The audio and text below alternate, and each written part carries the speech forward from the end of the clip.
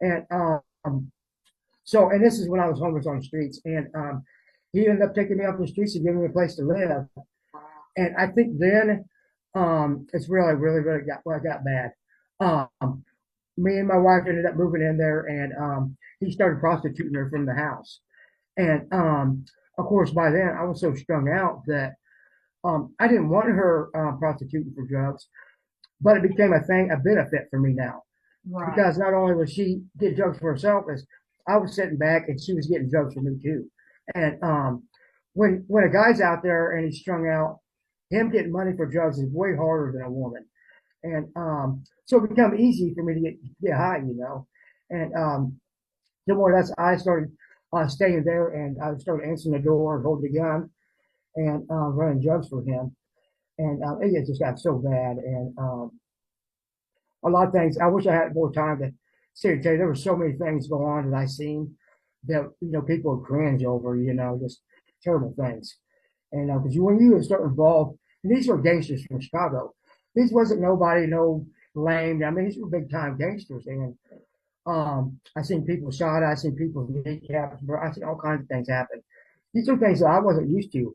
I was brought up in a church home. I didn't a town of 300 people. So I wasn't used to this kind of living. And so I was scared too, you know. And not only that, but I had all the thoughts in my mind that if God would come back tonight, I'm going to hell. I was always in my mind. I was That's so what I was scared. gonna ask you. Since you were raised in the church, Yeah. when you was out there with God, uh, Oh you man. couldn't have had peace because God, you No knew peace. God, so He was always Always. you. And that's what's so good about the conviction of the Holy Spirit is he always let me know when I was screwing up. There wasn't a time, like I said, every night I was scared because I was so far wrapped up into the life of the sinner and the gangster that I just knew if God come back, because I'd always heard God's coming back soon, God's coming back soon.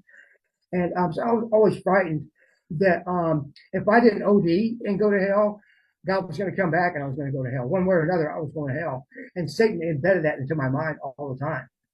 And so it was rough for me. It was a miserable life, really. I mean, because I had my faith was, I believed in God so much and I loved him so much. I wanted to live for him, Yeah. but I was so scared to leave my wife. I thought she would die without me.